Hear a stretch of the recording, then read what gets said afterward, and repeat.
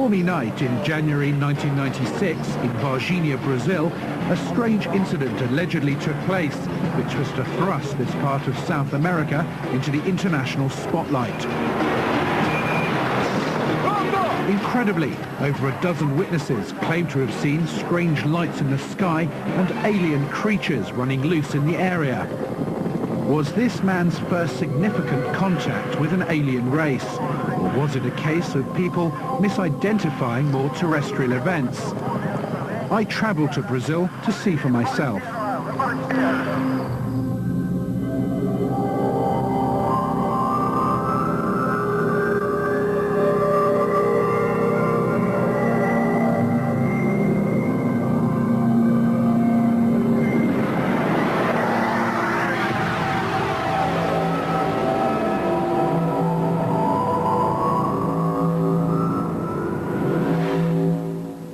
This is the story I was told. On the 20th of January 1996, an unidentified object crashed into the area behind me. Over the next 2 days, 2 alien creatures were captured alive by the Brazilian authorities. Within hours of the first capture, a total media blackout was imposed. And despite scores of military and emergency personnel and over a dozen witnesses seeing both the craft and the bodies, the Brazilian government refused to admit that anything of an extraterrestrial nature took place here. As incredible as it sounds, that's the story many people here believe. Could the Varginha incident be the most significant close encounter ever? Or was it a hoax, mass hysteria, or even pure fantasy? I've received reports from military witnesses who say that they were part of a military unit sent to capture an alien creature. People who claim to be witnesses give accounts of creatures being taken to the local hospital and details of the autopsy performed. And I talked to the frightened locals who say they saw a craft crashing into their town. It's just unbelievably undeniable. Undeniable. Now, doesn't matter what the military say, they are hiding. They are hiding. They do have captured aliens in Brazil alive. The creature was about 160 centimeters long, with big V-shaped feet. It had dark brown skin, which looked oily, a big head, bigger than ours, with some kind of protuberances on the top of it. 3 of them. These creatures from another planet were captured, taken in by the Army, and then examined biologically. A method I use when investigating UFO cases that, after assessing all the evidence and deliberating the pros and cons, I give it marks out of 10. The case of Varginha gets a 7. I don't think that people are making this up.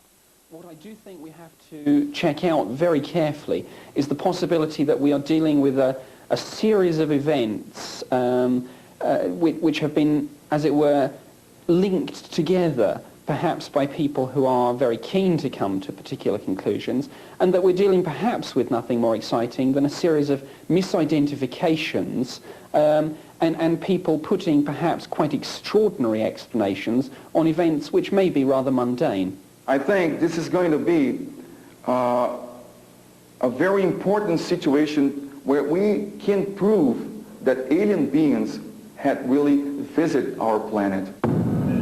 It's hard to imagine a more unlikely setting for what would be mankind's greatest contact with an alien race.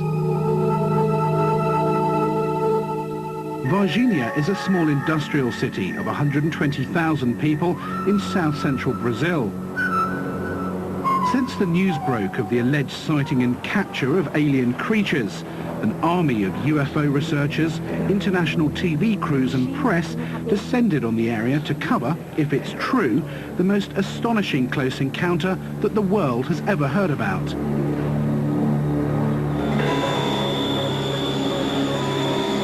By the time we arrived in Varginha to meet the researchers and the witnesses, the mystery and intrigue were at an all-time high. Well, the town was just going insane because everybody was on the streets because many UFOs were sighted at that time. So people was just connecting one thing to another.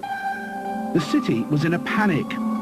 Someone said that a military policeman had died under strange circumstances after allegedly handling one of the aliens. Some people even said that healthy animals in the local zoo had mysteriously died overnight, and dozens of people had reported UFO sightings.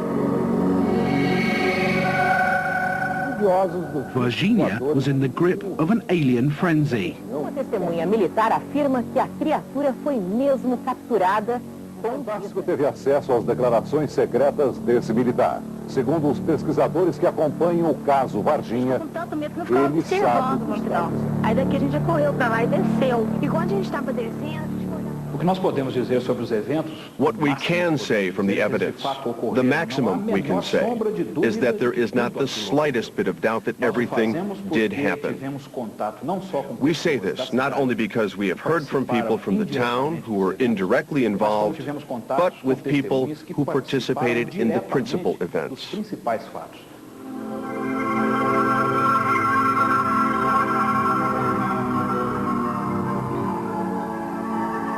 Some of the UFO believers claim that on the night of Friday the 19th of January, a US spy satellite detected an unidentified object entering the Earth's atmosphere.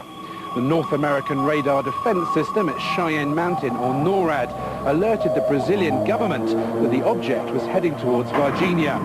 Immediately, the military authorities at the base at Três Corações went on full alert. It was a night of frenzied military activity behind the scenes.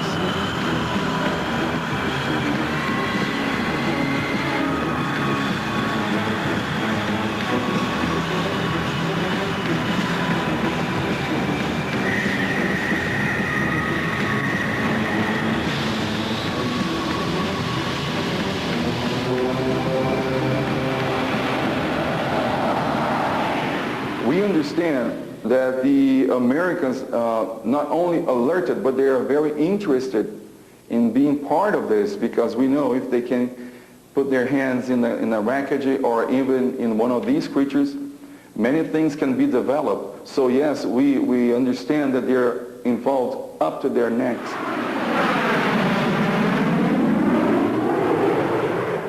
Awful lot of sophisticated equipment up there, looking for re-entry of an American satellite, of a Russian satellite, or a flying saucer. So did we know it was coming down? Was word sent to the Brazilian Air Force? What's the involvement of the American government? Brazilians don't have a lot of spy satellites up there, but the American and Russian governments do. So there's a larger picture here. While this object was falling down, it was observed by a few witnesses. It was very strange because some of them could describe an object like a cigar-shaped, with a cigar-shaped format, like in flame, with some sparkles, things like that. Several witnesses said they did see a strange craft in the sky that night. Eurico and Aurelina de Freitas saw what they thought was a UFO glide past their farmhouse a mere 5 feet off the ground in the early hours of January the 20th. It appeared to be in some sort of trouble. We were sleeping, but my wife could not sleep, so she got up. We heard the noise of the cows becoming startled. That's what got our attention. My wife went to the window and called me over.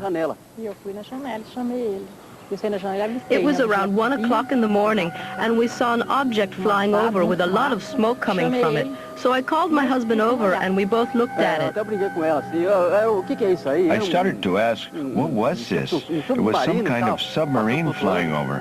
It was long, and on its rear it seemed like there were bits flying behind it, like when you tie ribbons to a fan. It was the size of a minibus with lots of smoke, a light color, almost transparent. I have never seen anything like it in my life. The most astonishing part of the story was about to unfold.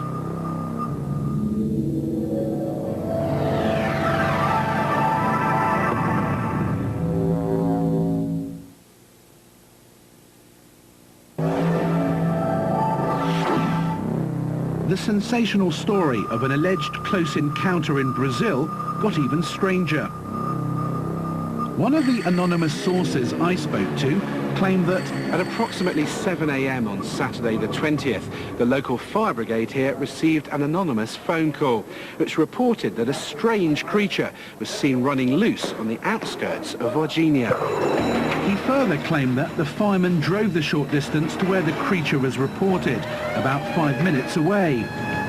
But curiously, when they arrived at the location in Jardim Andari to capture the creature, a contingent from the nearby military base, ESA, was already there.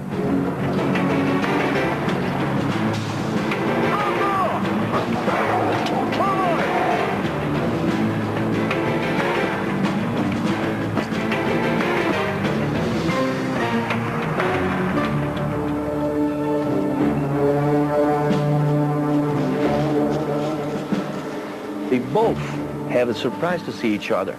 The team from the fire department and the team from the army, but they agreed to go into cooperation and capture the creature.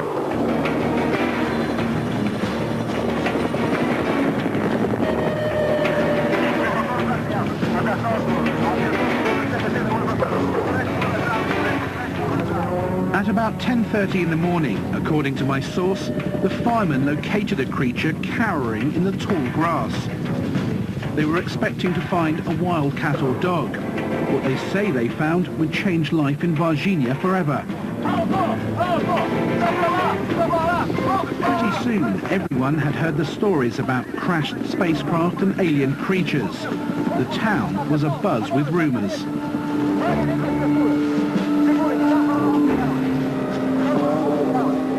The creature offered no resistance at all to its capture. It almost couldn't move. It was so fragile. It was so suffering. The fire brigade people told me, one of them, that the creature didn't show any reaction. It was quite easy to capture. He thought that it was ill somehow. It was feeling bad somehow because he didn't move.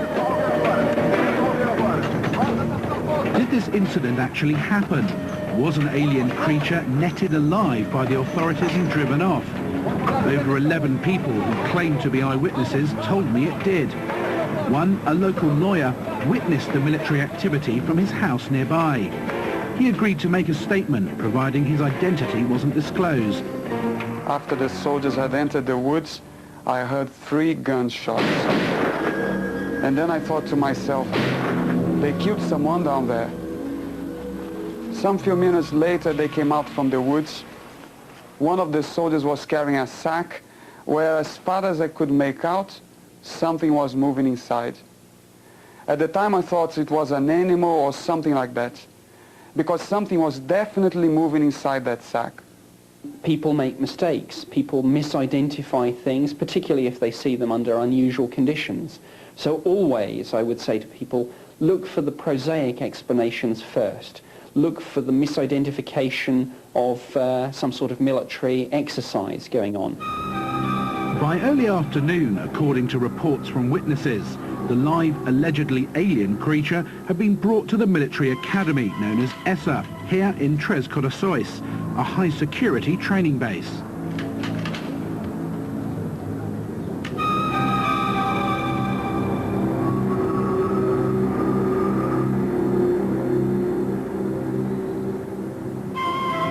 Só que é o seguinte, o pessoal não pode estar fazendo essas tomadas. Certo. Fala com eles. We have to cut this film right now.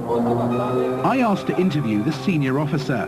After waiting for several hours, a major at the base agreed to give me this exclusive interview to set the record straight once and for all on the incident. If some of the descriptions by the witnesses seem a little outlandish, the official military version is bizarre in the extreme. The appearance of an extraterrestrial did not take place because it has never been officially proven.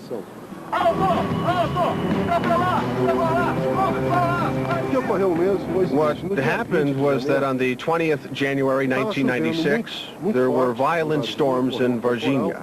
Here in Três Corações, we were having a ceremony. We also had to send some truck for maintenance while they were still under guarantee. So we sent 2 trucks into Varginha for this to happen. To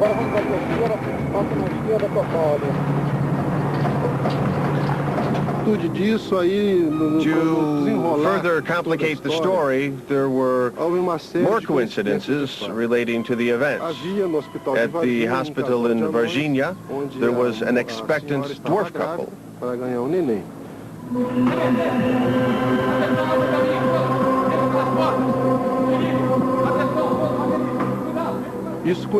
Which coincided with Eza taking the creature in a truck to the hospital in Varginha.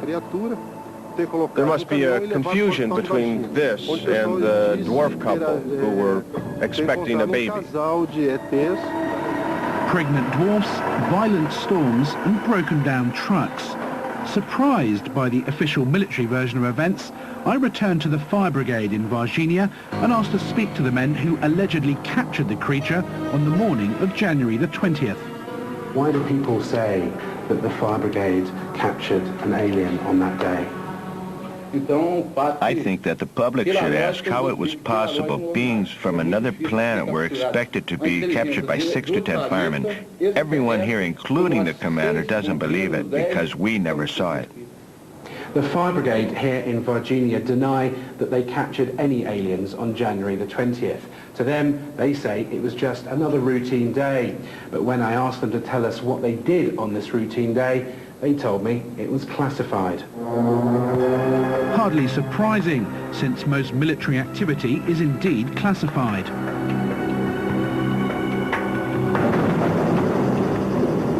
By early afternoon, in the intense heat of the day, the streets were once again deserted. And there this incredible story might well have ended, were it not for 3 local girls.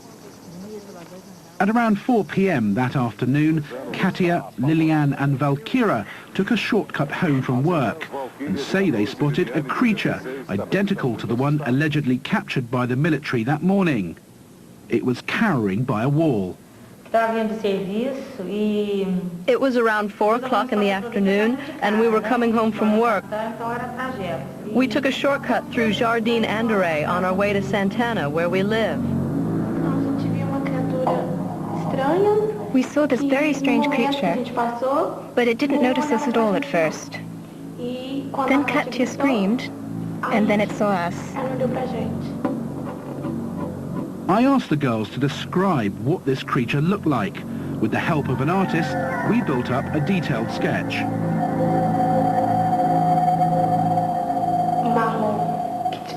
It was brown, and its skin looked very soft. The sun was shining on it, and it looked like the outside of a heart. The eyes were big, round and red, and there were 3 horns on its head, and visible veins on its arms. When it looked at us, it seemed as though it was suffering, anxious, as if it was in some kind of pain. It was more when my eyes made direct contact with its eyes, and I could just sense that it was suffering. There was just something about it. Katia and Liliane ran off, but I froze. But they came back and grabbed me, and we all ran away. So they arrived home, and they told their mother, "Mommy, we just saw the devil." And the mother said, the mother is a very brave woman, she said, "No devil is going to play with my kids." And she managed to get to the location just to smell its train, smell odor in air, but nothing was seen. The creature wasn't there anymore. And what happened is that the rumors was spread that a few kids saw the devil. Clearly there was something strange there, but there are a large number of strange wild animals in Brazil, and some of them are certainly not creatures with which Western researchers are familiar. It's a large country, and there are all sorts of unusual animals there that may indeed cause someone to say, "My goodness, what's that?" There's no animal you could be confusing with what the girls just saw. It's just impossible. Not inside Varginha. Varginha is a place where you have many industries. It's a very civilized place. You won't find wild animals just walking around the streets. It's just impossible. I do not think that any of our principal witnesses are lying. None of them. Not the civilians or the military. The statements are concrete, and I believe in the sincerity of all of them. As I mentioned, we had violent storms that day. In Varginha, there's a mentally handicapped man, a dwarf, who has a strange, disfigured appearance. As a consequence of these storms that we'd had, he had hurt himself whilst trying to take cover or get home. When this happened, he was near the area where these girls said they saw this strange creature. But if we were to look at what they saw again, they could have confused this dwarf man with something else due to his disfigured physical appearance and dark skin. By nighttime, Varginha and the surrounding areas were alight with talk of aliens, UFOs and military cover-ups. But even so, no one could have predicted what some people say happened next.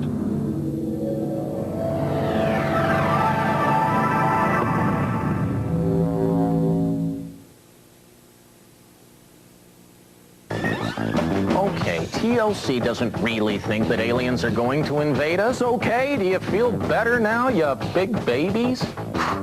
TLC's Alien Invasion Week.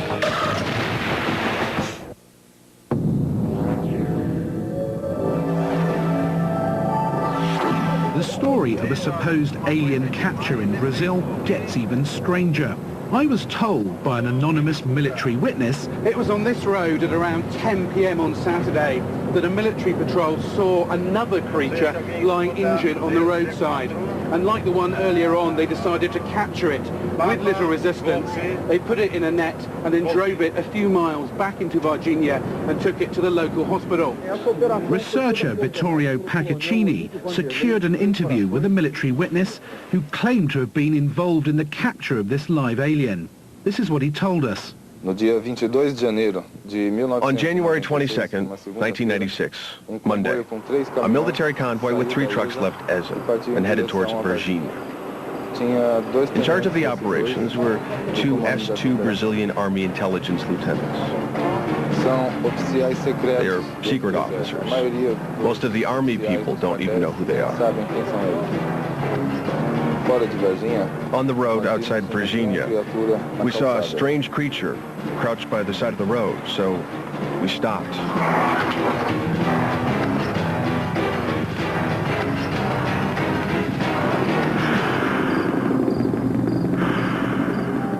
When we realized what it was, everybody was shocked, but we were ordered to put it in the back of the truck and drive to the hospital. I remember everyone being terrified. They just got so surprised because they never thought all they knew about alien beings was from TV. And TV, you can see many different shapes, many different kinds. They never thought an alien being could be like that. They were really astonished, and they were afraid of getting some disease from it. According to the anonymous officer, the creature was driven off in an ambulance to the local hospital.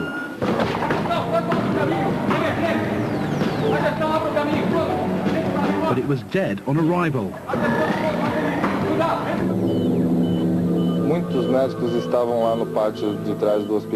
There were a lot of doctors, over 15 of them, all wearing surgical masks. Some had stethoscopes around their necks. There were military policemen, firemen. One of the S-2 lieutenants was filming everything with the portable camera, while the other one was taking notes.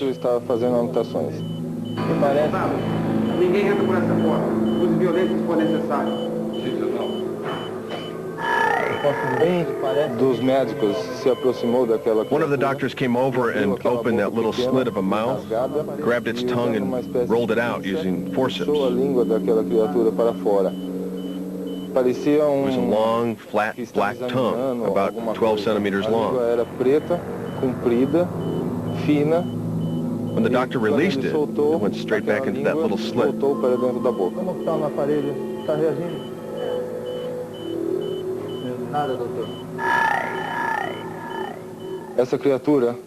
There was an unbearable smell of ammonia. The creature was about 160 centimeters long, with big V-shaped feet. It had dark brown skin, which looked oily. A big head, bigger than ours, with some kind of protuberances on the top of it. 3 of them. It didn't have a nose, just 2 holes. And it just had a slit of a mouth and big round eyes with no pupils at all. Its legs were short and skinny, had long, thin arms. After hours of examination at the hospital, the anonymous military witness said that the creature was then taken by road under tight security to the ESA base at Tres Corações.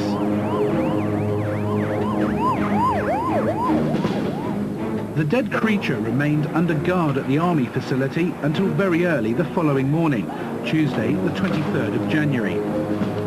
Under the watchful eye of Lieutenant Colonel Olimpio Wanderley, our source says that the alleged alien was then transported to its final destination. The next morning, at 0300 hours, the same well-armed convoy, under the command of Sergeant Pedrosa, an intelligence officer, took this creature to a military facility in Campinas, where they delivered it to Captain Ramirez, an officer from ESA, who was already waiting for the convoy. From the military facility, they then transferred the creature to the Unicamp University in the same town. Behind the unassuming exterior, there are in fact 2 restricted access laboratories in the basement of the university.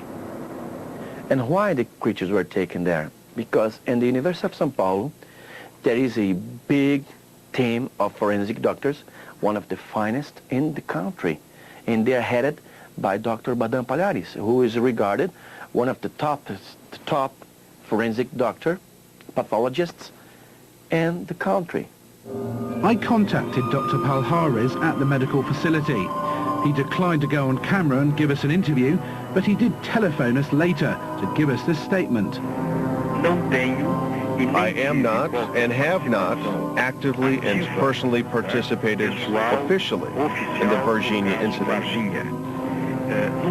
I have never been involved with any member of the National Security Service or the Army in dealing with the issues relating to the ETs of the Varginha case. According to the editor of a UFO magazine, several months after the incident, a student asked him whether he had been involved. You know what the answer was? He said, well, my young man, I really would love to give you an answer, but please ask this question again in 10 or 15 years from now. Unconfirmed reports say that after several weeks of testing at the high-security laboratories, the creatures were flown to the United States in an unmarked transport plane.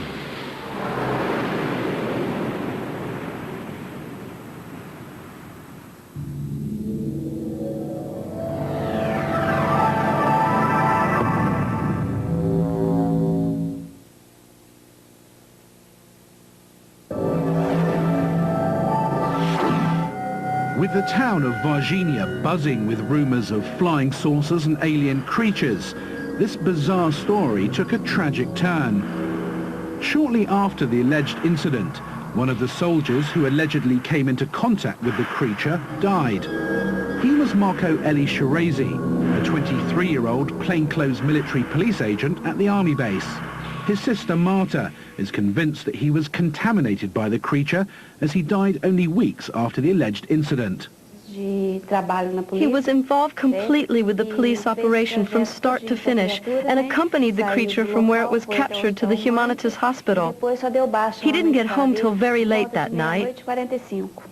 When he actually captured the creature, he could have directly touched it, and this links with some reports I had that he could have been contaminated through the skin, not necessarily through a cut or infection. So because of this, there was a capture, and my brother did capture the creature, because there was originally nothing wrong with him.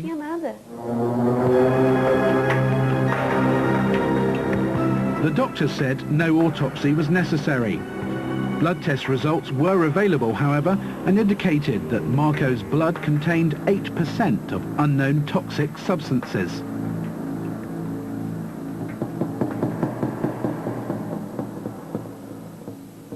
The doctors told the family to bury the body immediately, no funeral. The family didn't understand why, but followed the doctor's orders.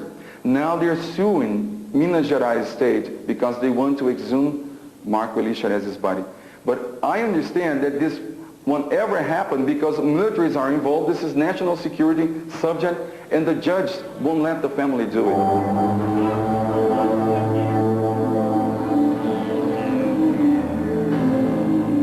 In the media spotlight and under intense public pressure to make a statement about the incidents, the military held their own press conference, at which General Lima, commander of ESA, publicly denied the Army's involvement.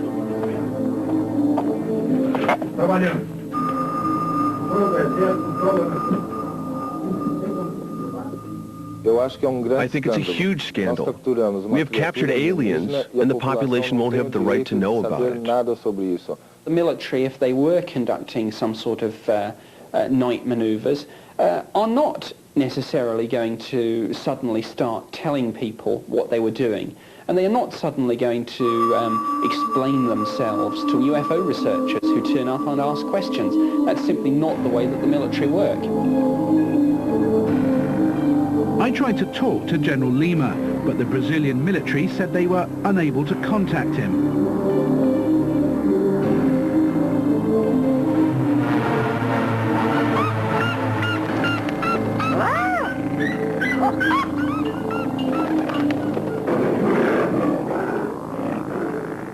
And just when everyone thought the so-called Brazilian Roswell was over, reports emerged of yet another alleged alien encounter. Several months later, an elderly lady, Mrs. Klepp, says she saw a creature while attending a party at the local zoo. According to reports, she was so shocked she was unable to move for several minutes. I went outside to have a cigarette onto the balcony, and I saw something really ugly. It was dark brown and had big, bulging red eyes. It was really ugly. I'm sure it wasn't an animal. It is a coincidence that around the same time as the sighting of this creature, we were having problems. And there were actually some animals that had died since February. I lost 5 animals, but we do not know why. There was no scientific explanation, and nothing came to light in any post-mortem examination. This is very strange. I have been director at this zoo for 7 years, and there has never been anything like this. Just what happened in Varginha on the weekend of January the 20th, 1996, remains shrouded in mystery. On the one hand, we have locals who say they saw UFOs, crashed saucers and alien bodies captured by the military. On the other, we have total denial on the part of the military and the authorities, citing hysterical locals and a total lack of physical, written or video evidence. Some people wonder if the real truth to the so-called Brazilian Roswell still lurks somewhere inside this zoo. The creature that Mrs. Klepp says she saw has never been captured. And I want to know what happened to these creatures.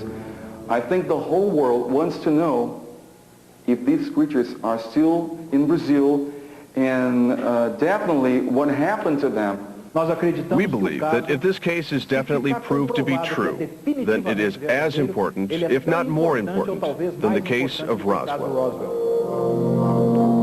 If encounters with alien creatures in Brazil seem unsettling, even more bizarre reports have been emerging from the Caribbean island of Puerto Rico.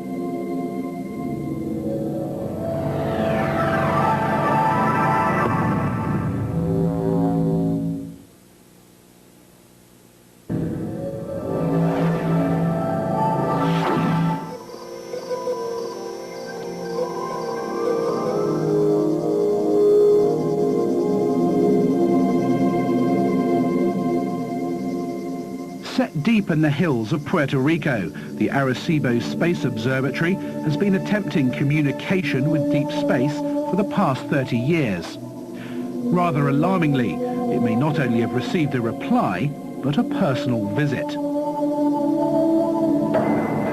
In the last 2 years, people say Puerto Rico has been terrorized by a creature known locally as a chupacabra, or the goat sucker, so called because it drains the blood out of its victims.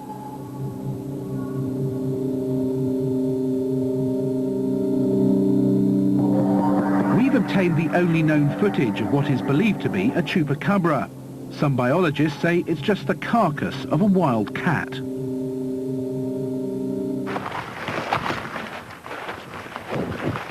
The creature was so, it was like a 3 feet tall, skinny legs, white wings.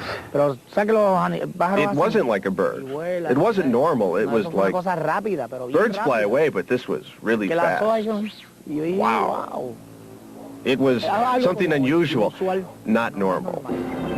Just what the chupacabras are remains a mystery. Some people believe they are the products of covert genetic experiments which have escaped from US military bases on the island. Others are convinced that they are alien creatures from another planet. The Puerto Rican authorities say it's just wild dogs. The face was very small, with 2 holes where the nose is and with a mouth you could hardly see. The eyes were like 2 drops of water, but red. I looked and saw 2 creatures with neon green eyes, which turned red when they looked at me. And I suddenly felt a current and could move. I don't know whether it was just fear or it was them transmitting something. It was gray, about 3 to 4 feet tall, and had red eyes and a fin on its back. It was floating outside the window, grabbing Roderick's hand. When we rushed in, it fled.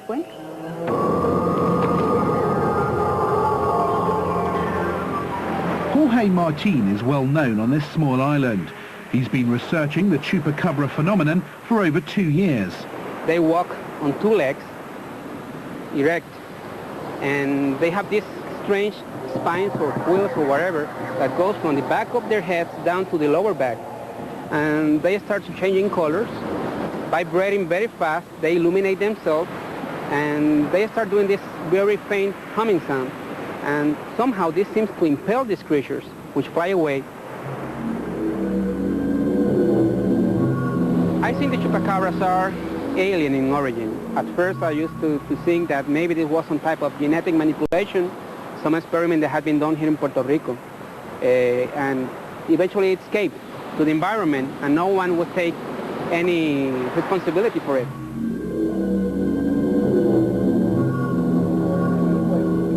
But then, as we started getting more and more reports from serious, reliable witnesses from all over Puerto Rico, in which these creatures were being observed together with UFO, with alien humanoid beings, and being levitated into this craft, etc., I had to change my mind. One witness, Mr. Jesus Sanchez, said he did manage to get close enough to one to strike it with his machete after it attacked his rabbits.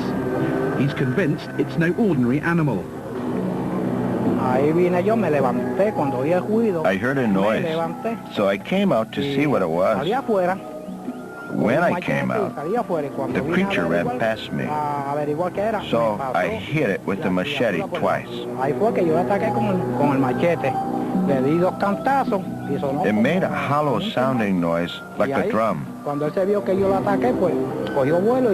After that, it ran off. He says that when he returned to his rabbits, they were all dead, with blood drained from their bodies. The marks were quite incredible. No one human would leave those kind of marks.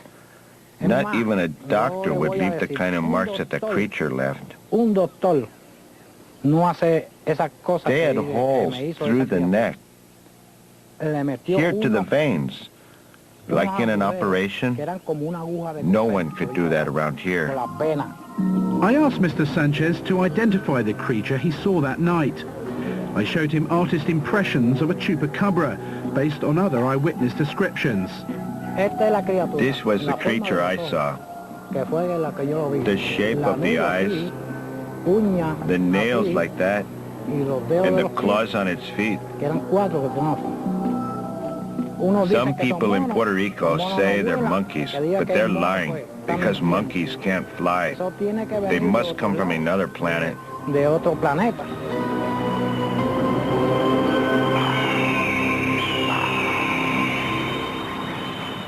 Usually what we're seeing in the necropsy findings is round, perfect wounds, primarily from half a centimeter to a centimeter in diameter.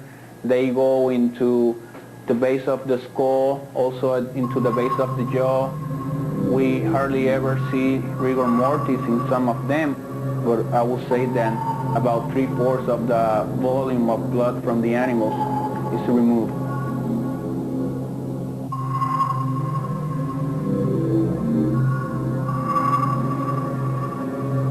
The chupacabra, when it attacks, it seems to produce a probe out of its mouth. Maybe a fairly long probe, maybe 6, 8 inches or so. And they insert this probe in small animals such as chickens, ducks, geese, usually in the neck area.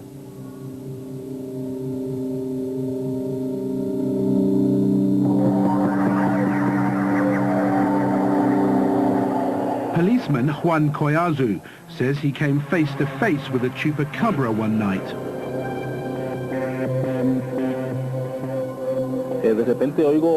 Suddenly, I heard the car alarm go off. I thought someone was trying to steal it, so I raced down the stairs. And when I got down there was an animal fighting my dog. When I got closer, I realized that it was a chupacabra, which had been described to me before. So I stepped back a few feet and shot at it with my gun. When I shot at it, what it did was to roll itself up like a worm and rolled along the ground until it hit the wall. Then it stood up and disappeared within seconds, unbelievably fast.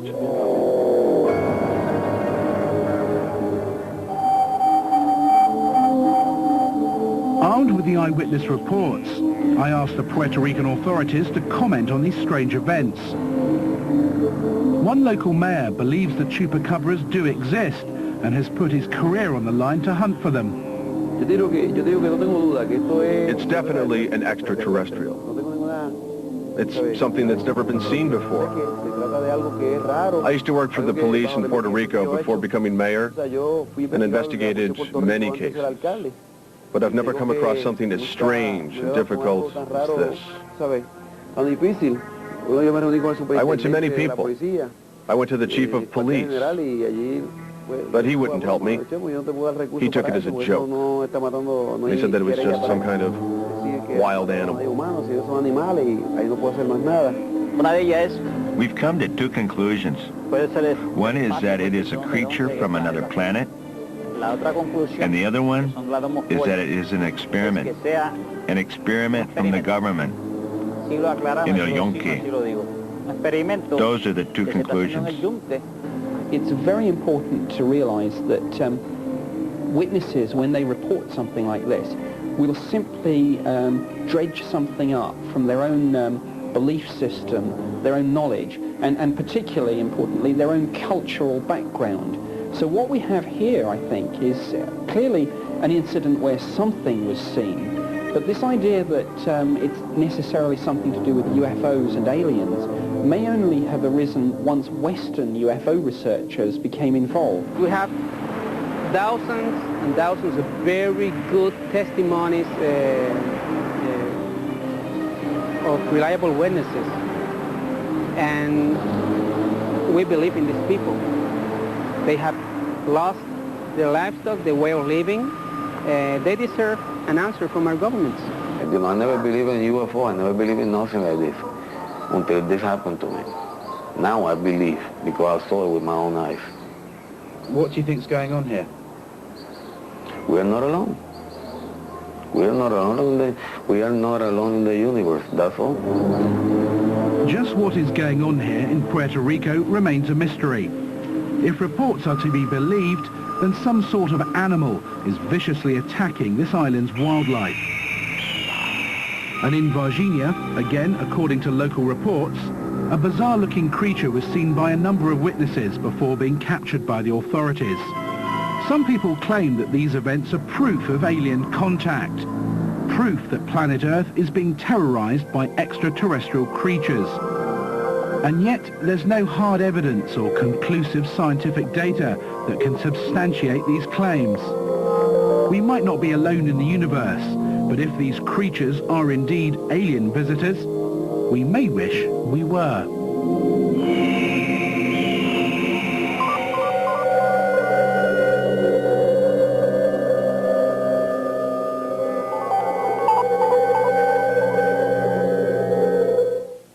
Next on Alien Invasion Week.